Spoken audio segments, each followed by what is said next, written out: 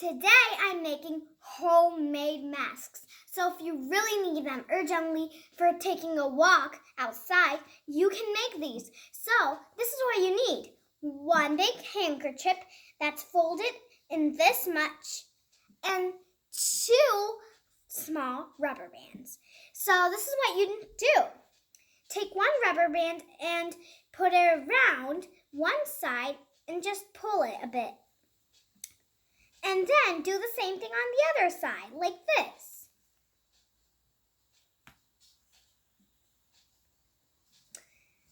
And now it's almost ready.